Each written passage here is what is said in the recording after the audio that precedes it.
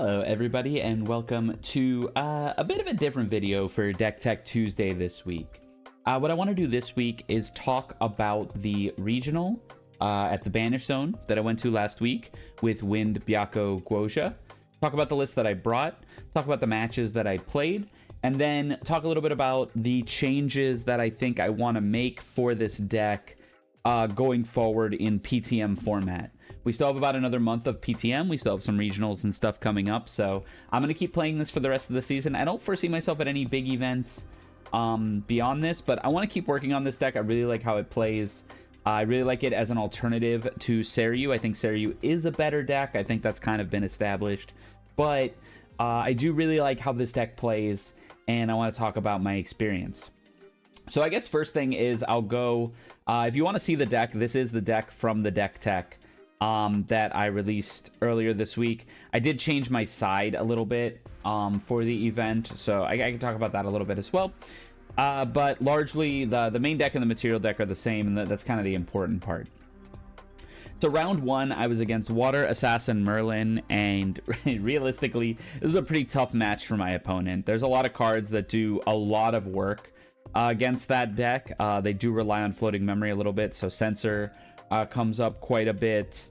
Baby Green Slime can suppress a lot of their important pieces, and then Verdigris Decree came up huge in that match. Just the ability to destroy both Quiet Refraction and Labyrinth made it really difficult for my opponent to get anything started.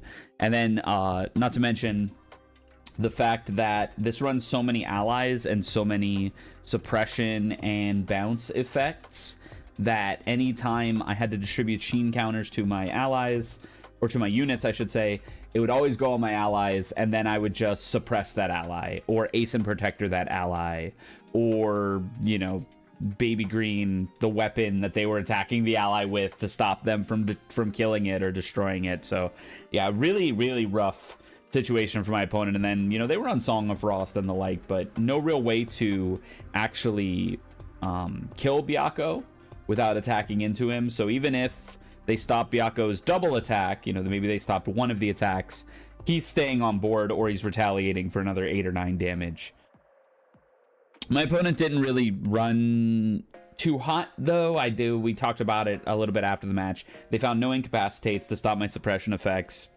No real way to generate Sheen, and just a lot of kind of bricked draws. There were some, I guess, bricks, you could call them, in the deck. Excalibur, the weapon version of Excalibur. You know, if you see multiples of that, you don't really have an outlet to spend all that durability. But they did have some cool synergies. There was, you know, Excalibur copying Terrafring, Excalibur copying Prismatic Scepter. A lot of cool things they were doing. Just, it was really hard to get to Crux in a timely manner. Normally against, like, water control-y style shells, decks like this that just go wide are going to be really hard to deal with if there's no, like, AoE, which really there isn't a whole lot of AoE outside of there are a few select cards and a few select elements. So yeah, it is very, very strong kind of opener for the deck. I did exactly what it was trying to do. Round two, I was against Water Nico. Nico's always kind of struggled against Wind allies. Similar situation there. That was a 2-0 victory as well. I ended up just going really wide, being really strong. Dream Fairy did a lot of work, getting Thronekeeper Bullfrogs out of the way. Scavenging Raccoon actually did a lot of work. The one time I think this did a lot of work today was in this match, particularly because it made it hard for the Nico player to convert the floats. It put a lot of pressure to immediately try to use floats to just make you know, Frostworn draws or Vapor Jet Shield or anything like that. And, you know, Censor also puts a damper on Nico's strategy. So all the graveyard hate that the deck packs did a lot of really good work. Vapor Jet Shield did come out game one and prevented a lot of damage. A lot of my allies couldn't damage Nico through the Vapor Jet Shield, but even by end game, I had, you know, Baby Green Slime your Vapor Jet Shield and hit you with Byakko. Or in some cases, it was just like, okay, Byakko's a 10 anyways, so take 9 and 9. You know, Vapor Jet Shield didn't do a whole lot there. Some interesting interactions came up. There wasn't a ton of, I guess, really, really cool stuff, but one of the cool ones was Storm of Thorns is a card to watch out for. All of your like low 1/1 allies will die if they hit with Storm of Thorns, so I actually waited on a lot of them and just kind of left them up to be suppression targets. And of course, just playing around, Cerulean Decree and counter spells and stuff like that. All right, go 2-0. I was feeling really good. I did not expect to be 2-0. I guess I could say here I ended up 33rd at the event, 33rd of 72. Top 32 got got prizing. Top 16 got like the invites and a bigger prizing, and then 17th through 32 got their entry back and like $5. It was like, I think you got like $35 or $40 for top 32, and then it was like 50 and the invite and packs for top 16. So. And more up the ladder. So I bubbled the money back, but I did pretty good. I think I went 3-3-1 in the 7 rounds. Round 3 was against Fire Crux Merlin. Fairly reasonable matchup for us here. It's really just a kind of typical Merlin situation, right? How fast does she get to level 3? How fast can she get her influence back after getting to level 3? Game 1. Though was not the case. My opponent hit Merlin 3 pretty fast, was on like 4-ish influence, and then just drew absolutely abysmal afterwards. It was no ghosts, no ascensions, no fireballs. It was just dungeon guide, liminal guide, cremation ritual, all the fluff, all the chaff, that you want to see in the early game kind of came up. Game 2 was a little harder. Cheshire Cat did a lot of work for my opponent in these games. The only thing I really had to deal with Cheshire Cat is Dream Fairy, bouncing it back, or Ace and Protector getting ready to intercept it. And so the Cheshire Cat did a lot of chip damage, and on my way up, I couldn't get a fast enough flip of Byakko before I was dead to... it was me trying to materialize Safeguard Amulet. My opponent went Fireball, I went Veiling Breeze, and then my opponent went Fireball on top of that. Or I think I went Crystallized Destiny, and my opponent went Fireball on top of that, and that was lethal before I could get the Safeguard on board. So we go into Game 3. Game 3, I actually sided back in my Veiling Breezes. That's why I know it wasn't Veiling Breeze Game 2. I sided back in my Veiling Breezes instead of some of the smaller stuff here, and then getting to go first in Game 3, building a board, getting some Asins out. We were kind of racing, and it just happened that on the turn where he was able to go for lethal on me with the last 3 cards in hand with a Fireball, I had a Veiling Breeze for it, and I was able to flip Byakko and hit for the 18 damage on that turn with Wind Trotter and Byakko's command. A really fun match. I think, had he not bricked Game 1, it might have been a little more, in his favor, because we did go to Game 3. And yeah, no, I think this deck does fine into Merlin. What I will say, though, is there were not a lot of times where Raccoon or Censor or anything like that felt particularly good into him. When he was able to go first, Raccoon is too slow. You can't, they'll just end step Creative Shock and put a graveyard thing in before they use it for Materialize. If you're going first, you could just make Censor instead of trying to Raccoon their stuff. So outside of like Stalwart Shieldmate Cremation Ritual with them going first, Scavenging Raccoon actually did not do a whole lot like I might expect it to in a matchup like that. Censor was good, though. Censor, of course, does good. And then Grovesword was also really, really good. Just being big enough and letting me pass my turn, hit with my creatures or my allies, and then passing. They try to do something. If they try to kill my allies, I have Verdigris Decree, Scattering Gusts, ways to suppress it. If they don't, I just develop another body by fast playing Grovesword and then continue from there. And because it was Fire Merlin and not Fire Lorraine and not hybrid, I don't think you can run hybrid nowadays. It was straight up Merlin.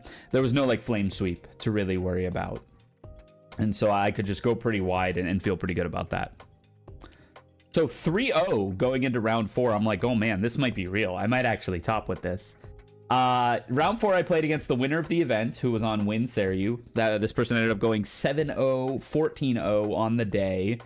Very, very strong Seiryu player. We had a lot of fun talking back and forth because I mentioned, you know, I had played Seiryu last week at my regional in Florida. And so, you know, we talked about the deck a little bit, and he's like, wow, Byakko is such a sick deck. You're making such cool plays, yada, yada, yada.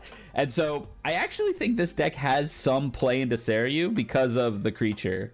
You're able to suppress their Azurite Fatestone when they go to flip. What I learned, or not learned, I guess, during the match, but thinking about the match afterwards, you can suppress their Fatestone in response to their dungeon guides and in response to their beseeches and in your own end step before they have 10 counters. So any memory costs that they would be paying to level up do not give them quest counters. That is what I did not do in the match, but in hindsight, thinking about the match, that was my ticket to victory. And there were a lot of really cool plays. You know, his deck draws 1,000,000 cards, so he found a lot of his defensive options. I looked at the deck list later. It turns out he only had 2 Innervate Agility in the 75 and 1 Ensnaring Fumes, but he was able to find those against me, and we were able to. He took it down 2-0. Very strong player, and like I said, it was a lot of fun. One of the coolest plays was he was going after one of my allies, and so I Scattering Gust on his attack, or I don't remember if it was an attack or Stifling Trap or what, but I went Scattering Gust because he had like 6 or 7 in hand, and I was like, okay, if he's gonna play Incapacitate, that's gonna cost him 4 cards plus the Incapacitate. He's gonna be on 2 cards. I can play around Veiling if he has Veiling. Otherwise, you know, I got him. Like, I'll be able to get him. But what he did was, instead of negating my Scattering Gusts, he let the Scattering Gusts go to resolve, but in response to the Scattering Gust, he baby greened my Fatestone, and this is what gave me the idea that I should have been doing this to him. But yeah, so he baby greened my Fatestone, so I got my double suppress, but I didn't get my quest counters. So because I didn't get my quest counters, I didn't have 8 when it came back to my turn, and he even was able to hold up a defensive option because Baby Green only costs 2 instead of Incapacitates 4. I didn't get my quest counters, he got another turn, and then it started snowballing from there. Once he got to 10 quest counters, which he was able to do after that point, it started snowballing from there. He Dream Fairy'd my Baby Green in one of the games. I didn't have a way to bounce it or suppress it to save it. So yeah, very well played. Obviously, good player, won the whole event out of 72 people. So, yeah, big ups. I enjoyed that match a lot. So now I'm 3-1. Not feeling too bad about 3-1. Round 5, I paired into my teammate, Popcat, who's on Water Genbu. We decided to take an intentional draw because it looked like 4-2-1 was going to be the bubble. It was. You know, we figured 4-2-1 is going to be the bubble. If we're 3-1-1 after this intentional draw, we probably have, you know, we only got to win 1, basically, and we got a good shot. So rather than play it out and make one of us have to really be in the gulag, we took the intentional draw. Also nice to kind of take a breather in the middle of the day. That said, we did play the night before in the hotel room just to practice. The match went back and forth. I think this deck, similarly, if you can baby green their Genbu at the right time, or I guess their Sapphire Fatestone at the right time, if you can build a wide enough board, Genbu struggles to deal with wide boards in a lot of cases. You know, it's a pretty nice back and forth. You got your tech pieces. If they have the answer to your tech pieces, you know, sometimes they just kill you. If they can't answer them, sometimes they just don't get to play the game. I think it's a pretty interesting matchup. I think 50-50 I think is fair, honestly. You know, a Wind Go Wide strategy versus Genbu is something that is, you know, pretty effective. Round 6, I played against Wind Tristan, so I'm at 3-1-1 right now. I need this win. And I'm like, oh, Wind Tristan, I actually have a pretty decent matchup into, right? Same idea. If you go wide against Wind Tristan, especially with a deck like this, where you have ASIM Protectors and Long Tails and things that can really put pressure while, you know, going wide, it disincentivizes them from holding their Ensnaring Fumes for your Shenju. Sometimes they have to use their Ensnaring Fumes to get you off of them, and then that paves the way for your Shenju. That did not happen this game. Game 1, I think I definitely misplayed. I left like a lot of Kind Beast Callers and Baby Greens and Brisk Windtrotters exposed, particularly to Sadie. Sadie was a big pain in the butt in game 1. I did not have, or I shouldn't say I didn't have them, because I always had like my Fate Stone and stuff. I didn't hold up the right amount of resources to play around Sadie, and I think in the game 1, if even once or twice I prevented Sadie from getting her agility 3 by being allowed to kill one of my allies. So yeah, not only would she not kill the ally, but she would also not gain the agility 3. I think I would have had the game 1. It wasn't terribly a runaway. Eventually he accrued enough card advantage that it was just no chance I was ever killing him. But in that mid game where Sadie was able to go crazy and get agility 3, sometimes multiple times in a turn, I could have probably taken it. One of the big interactions that happened in the early game was I, admittedly kind of greedily, tried to just Fate Stone my Kind Beastcaller for a card draw. And he had Fairy Whispers, which found Fairy Whispers, which found Fairy Whispers, which found Stifling Trap, and killed my Kind Beastcaller and denied me my +1 from it. So that turned off my Fate Stone for a couple turns until I could find a Baby Green, which I would have, my plan was, find the Baby Green off of the Kind Beastcaller. It's pretty likely that happens. So shutting that off also took a lot of pressure off him in the early game, and he was able to finish it. Good player though, again, it was a nice back and forth. Game 2, he just found double ensnaring fumes and innervate agility. So, such is life. You don't beat those. But if I had game 1, we might have been able to go to a game 3 and I would have been going first, and we would have maybe duked it out from there. Then round 7, so I'm 3-2-1 right now. 4-2-1 is the bubble, so we're playing it out. This is the top 16 bubble, I should say. I did not end up winning this one. That's, I got 33rd. The person who beat me, pretty good Fire Lorraine player, was Fire Crux Knight Lorraine, played by Ant. And he did very well, played the game super well. He won. He ended up getting 18th, I think. So even if I won this, I was probably bubbling at 17th or 18th, which feels bad. But yeah, he played it pretty good. Game 1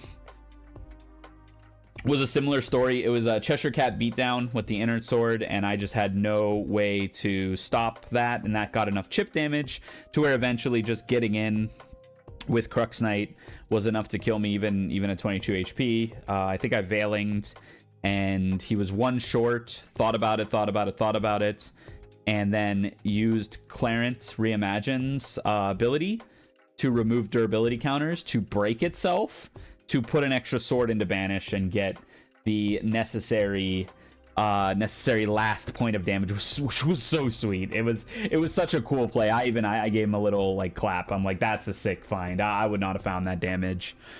And then Spirit Blade Ascension was also pretty dang relevant in this matchup. Prismatic Edge doesn't target when it's on enter goes on the stack, because it's based on the reveals. And so even if I like suppress one good target when Ascension goes on the stack, I lose another target, or I take 3 damage, or there's no real shenanigans you can do around the Ascension. All in all, great day. I had so much fun. Always huge shout outs to the Banish Zone. They throw a great event. They always get food and stuff and make sure everybody feels pretty comfy. One of my other teammates, Suzu, jorked her leg. A dislocated knee, I think, was the final conclusion of that. So was on crutches, and the store staff and the tournament staff and the judges and everybody were super accommodating. I just want to give a huge shout out to everybody. And if you can make it out to a Banish Zone regional, I think that's like the one to hit every season. They really do it right, and it's super comfy. But yeah, so on the day, I think the deck did exactly what I wanted it to do. I had a lot of fun playing it, got a lot of eyes on it. I think this deck is so sweet. High performers, obviously the creature, Baby Green Slime, one of the best cards in the deck. Can't say that wasn't a high performer. Verdigris Decree was also a huge high performer. This card does everything the deck wants to do. The The suppression of like an opponent's taunt plus give my guy +2 was a lot of times what I needed to win the game. Suppress the guy that's getting targeted with a removal spell and then buff another ally. It's pretty good. You can punish, like, you know, oh, if you're going to refracting missile my guy, I can suppress one of my guys and destroy your Fantasia. Or another play that didn't come up on the day, but, you know, refracting missiles counts your fractals. I can destroy your Fractal of Rain in response to your refracting missiles and get a bonus effect. And now maybe that's not doing enough damage to kill my ASIM Protector, or maybe that's not doing enough damage to kill my Kind Beast Caller, my Grove Sword. So yeah, you can go like destroy your Fantasia, give my guy +2. Now your missiles doesn't kill my guy, and you're taking 2 bonus damage. It's so sweet. Kind Beast Caller was also really, really good. I was whiffing a little bit. I think the ratio is about right on animals. I don't want to twerk the ratio too much. What do we have? Like 3, 5, 9, 13, 17 animals, and you're searching your top 5. Not sure the exact ratio there, but like that feels about right. My whiffs were few and far between, and they did happen. One thing worth mentioning is as you're searching with Kind Beast Caller, you are bottoming every other card that you don't grab, which a lot of times is Byakko's Command or Dream Fairy, right? If you need one of these 2 cards, Byakko's Command or Dream Fairy, what I learned on the day, I didn't really do it during my matches, but what I learned on the day is if you need these cards, you may want to chill on suppressing Kind Beast Caller, because if you hit 2 Byakko's Command in the look at 5, or, you know, Byakko's and a Dream Fairy or whatever, they're on the bottom, you're never seeing them again. Unless you start really turboing the Kind Beast Caller looks, and then you can maybe restack your deck in a way that is, you know, better for you. But yeah, it's a lot learned on the day. I think a lot of cards did pretty well. I will say the underperformers were Scavenging Raccoon. Only really came up in that Nico game. It felt pretty bad at most other points in the game. It is a 2-cost animal, which is pretty good for some things, like Asin particularly, right?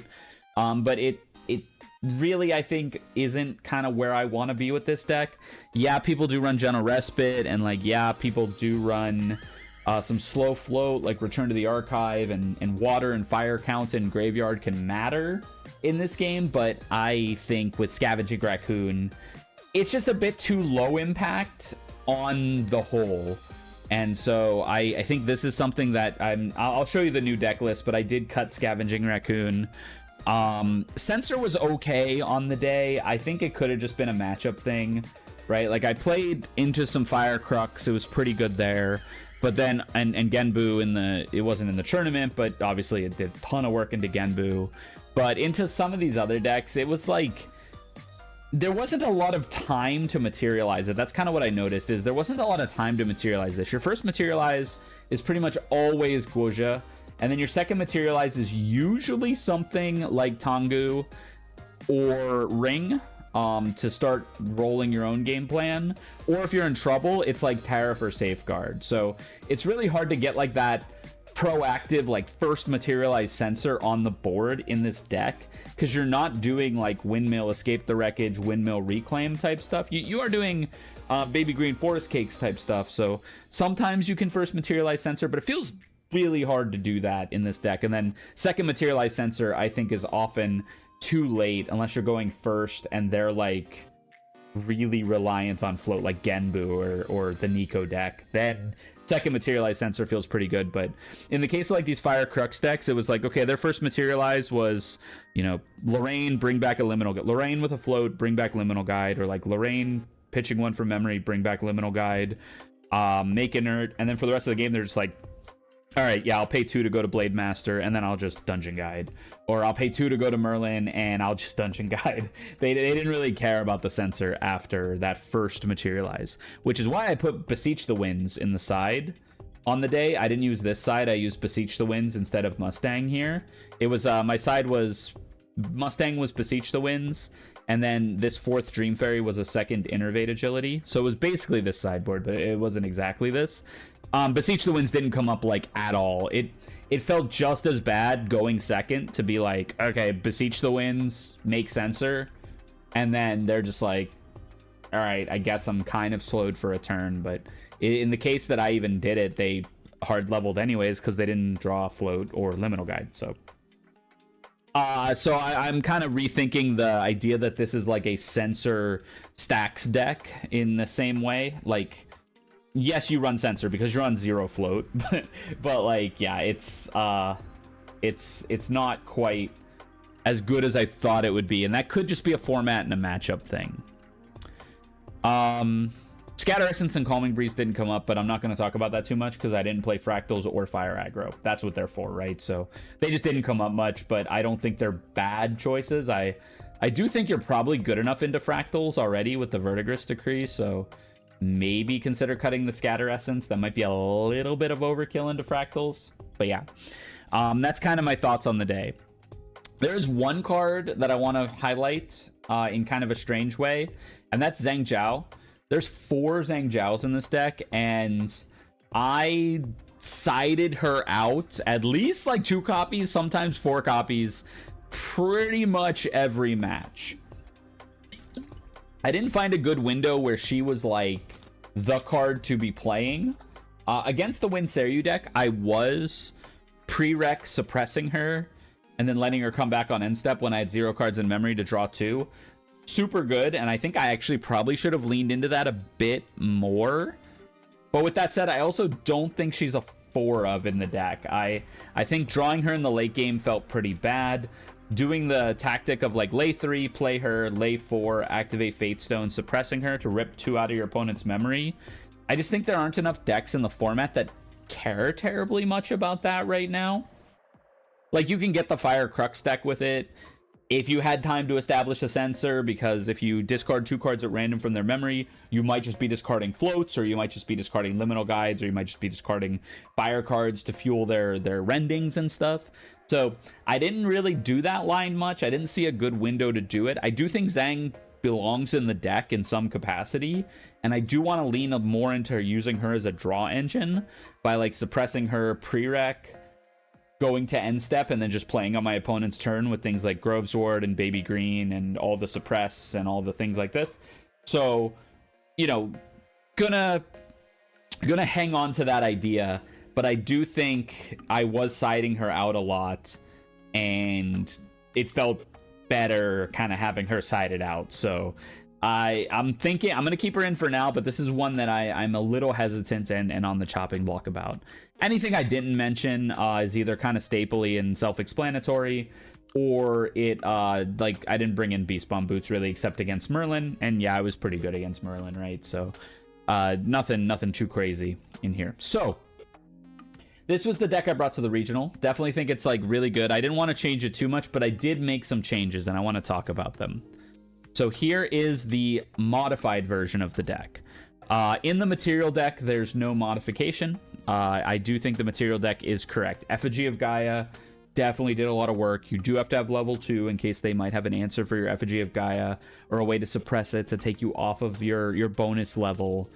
Safeguard, again, I think it's right in this deck. I think largely what you're materializing in this deck is 0 cost defensive or tech pieces on most of your turns. In fact, if there's any card I'm like, I actually think it didn't do super great, it's Thurible. I think Thurible might actually be worthwhile in changing in this deck, because it only really came up in late game, because pre-rec you want to be doing suppressions and baby greens and your Fate Stone.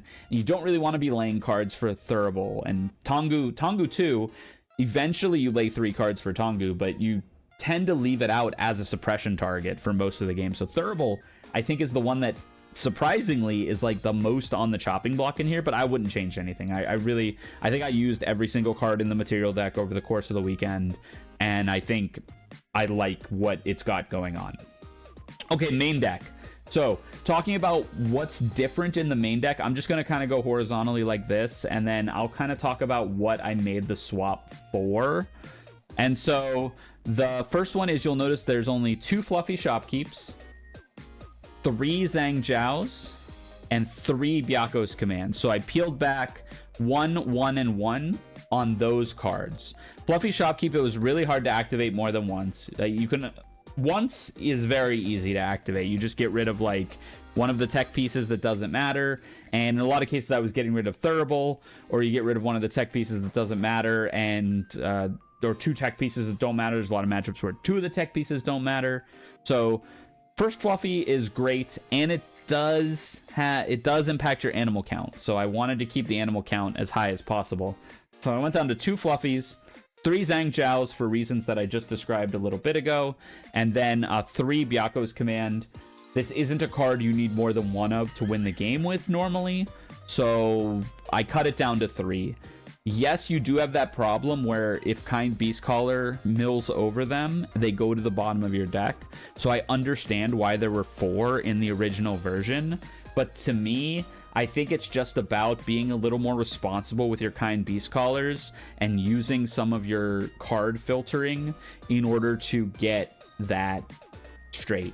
And so that was 3 -1-ofs, and I put in 3 Displace. This is one I'm trying. I was between Displace and Reclaim. And one of the issues that I had while I was playing, and again, I think this is a me thing. I think you can play around this if you're playing the deck and you want to keep it in its original configuration. By all means, it definitely works.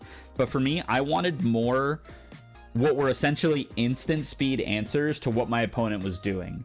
Any suppression effect has the ally leaving play and then coming back at the end of the turn. I wanted to be able to just flicker it in and out, and I decided that Displace would be the best way to do that, because not only does it work on things like Baby Green and in the case of like my turn, Brisk Windtrotter or Dream Fairy, right? If that was Reclaim, I could just replay the card. But it saves you on reserve cost, right? You just pay the 2 instead of paying the 2 and then recasting the ally. You pay the 2, you immediately get their on enter again. That's very good against opposing Shenju decks with something like Dream Fairy or Baby Green Slime. It's really good for dodging Stifling Traps and still getting your on enter in the moment again, which is really, really good. And it's good on your kill turns because you can use it to displace an opponent's taunt or interceptor because they will come back in rested. Or you can use it on your Brisk Windtrotter to re-trigger its ability in the main phase rather than have to suppress it and then wait for the end of the turn, or try to play Asen, return it to your hand, and then replay it. You just get another 2 buff counters immediately. So I think Displace is the right call for those reasons. I did consider Reclaim. Again, worth mentioning, I did consider Reclaim. I think you could try that too, especially if you want to go like a Windmill Engineer direction with this deck. I think Reclaim would be better, but as it sits, I think Displace is really, really good. You dodge your opponent's interaction, and you get a bonus on enter from Kind Beastcaller, Dream Fairy, Baby Green Slime, Brisk Windtrotter, Asen Protector. You get a little cleave insulation because Displace dodges cleave, so you could displace your Asen Protector and bounce your Baby Green. I like that idea too, right? Like, I don't have to suppress my ally that I want to save. I can displace my Asen Protector, and then its on enter will bounce the ally that I'm actually trying to save. I think that's very relevant. I think it opens up some lines that the deck didn't have before. Even though it's not a suppress itself, by the way, it just banishes it and brings it back. So you don't get a quest counter for this. I still think it's probably worth it. You wouldn't get one for Reclaim either. I took out the Scavenging Raccoon entirely. No Scavenging Raccoon. And I put in 2 Trained Hawk. I was really just looking for the next best animal. And I think this is it. I think a Trained Hawk with a buff counter. So in the early game, you can go Trained Hawk and then Brisk Windtrotter. And then it's a 3/3 True Sight Vigor. It eats Cheshire Cat. It eats Dream Fairy. It beats up a lot of other things. And it almost always trades on the Crackback. You can eat something, and then when they go to kill it, it's a 3/3 that's, awake, so you can retaliate. And if you use the Brisk Windtrotter to buff it up, and you have the Brisk Windtrotter in play, and they go after it with like an Asen Protector, you can displace your Windtrotter, put another buff counter on it, then it's a 4/4, and then it retaliates and eats what the Asen that's trying to kill it. So I think this is the next best animal versus Scavenging Raccoon. Scavenging Raccoon a little more techy. This one I think is a little more aggressive. It gives you a little bit more board control, and I didn't want to diminish the animal count too much So we are -1 with the -1 Fluffy. I did -2 Raccoon. I think +2 Hawk. I might even do a third Hawk instead of the third Displace if it ends up in playtesting feeling really good. And I think it will. And it does a lot with that True Sight and Vigor.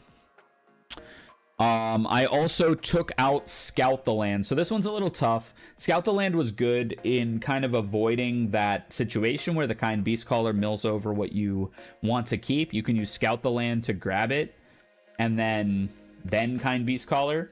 But I did end up dropping that. We do still have 4 Fairy Whispers. The other card I considered dropping was Zephyr, but I think you need the suppress effect in this quantity to keep the deck going. So I dropped Scout the Land instead of Zephyr for 2 Incapacitate. This deck has no answer to Ensnaring Fumes. You need to pressure your opponent such that they Ensnaring Fumes, and then hopefully you can flip Byakko and go for it. Sometimes your opponent just has multiple Ensnaring Fumes, and sometimes you need to stop your opponent from doing something like a Veiling Breeze, and sometimes you have to stop your opponent from doing something like a Fireball that will kill you. This deck is actually really good at holding up 5 cards. It wants to do that anyways for Scattering Gusts, which is a 4 cost. So you can hold up Incapacitate and Scattering Gusts and say, okay, if my opponent does nothing, I'm going to Scattering Gust, get my quest counters, get my value. If my opponent is doing something impactful, I can Incapacitate it. And then similarly on your own turn, when you're going for the kill, it is, Byakko's command only costs 2, so that's 3 cards, plus the 5 for Incapacitate. Holding 8 cards when you go for your kill turn isn't too hard for this deck to do. I think Incapacitate over Scout the Land is going to change how the deck is played a little bit. You don't really turbo to your pieces, but this deck also has a ton of redundancy, so I don't think the 2 of Scout the Land was giving as much consistency as something like having a backup plan of Incapacitate is going to. So that's my change there. Onto the side changes. Beast Bomb Boots, Crystallized Destiny are going to be the same. Calming Breeze and Innervate are also going to be the same. So what I took out was 2 Beseech the Winds for 2 Stifling Traps. I think Stifling Trap is a pretty good one in the meta. It can stop Dream Fairy. It can stop opposing Baby Greens, right? Like a big way that I was losing out on getting to use my Fate Stone was it was getting Baby Greened. Stifling Trap can help with that. Stifling Trap can also help with Fractals.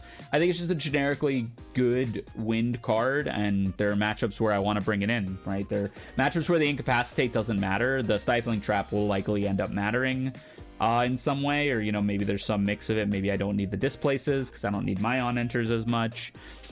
So Stifling Trap. And then Peer Beyond.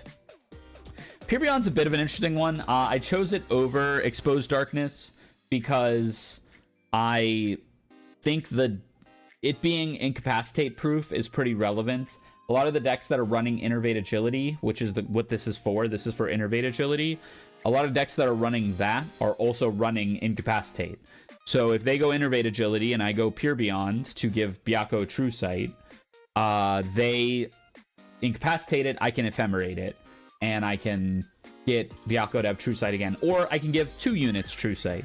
I can give Byakko and my Ace and Protector that has a buff counter on it True Sight, and I can go in. It does not let you Ephemerate it when you have Censor out, which is unfortunate, but it is, I think that up and down, Exposed Darkness does unstealth them and let all your units hit and you draw a card, but it's a little more counterable because both Cerulean Decree and Incapacitate send it to the graveyard when it gets negated, and so you might have the chance to cast this again from graveyard, and really you only need to give Byakko True Sight and you're chillin'. I also considered putting Beastbond Pause in instead of Peer Beyond. Beastbond Pause being the Regalia that gives you True Sight, but I decided against that for 2 reasons. The first reason is they get to see it when you go Guo Jia level 1, because Guo Jia level 1 reveals your material deck, so they will start playing around it. And then reason number 2 is it's suppressible and interactable, so when you go to flip Byakko, if their answer is Stealth, they can just Baby Green or Zephyr or do something to get rid of the pause before Byakko is a beast. and then you have nothing, right? They could just go stealth. So I decided to go Pure Beyond for those reasons. This will be the locals long play deck for this week. Do check that out later in this week. Apologies on, I guess, a lesser edited video today. Just a really busy week on my part. Didn't really have a lot of time to go through and make a new deck tech and edit and pull all the cards up. So I do appreciate you watching. Thanks for listening to my stories. If you like what you see, definitely let me know. If you have any decks you do want to see in the Deck Tech Tuesdays, I'll be back at those again likely next week. Once I've had some time to recover. Yeah, back-to-back regional weekends is a lot with work and all that. So thank you so much for watching. I do hope you enjoyed yourself. Yeah, play Grand Archive, and I'll see you next time. Bye-bye.